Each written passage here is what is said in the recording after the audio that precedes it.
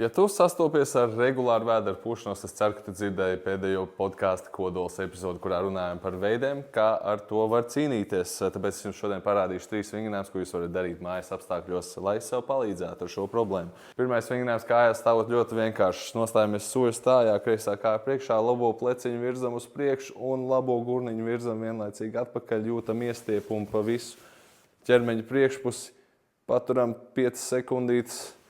Un to pašu uz otru pusi.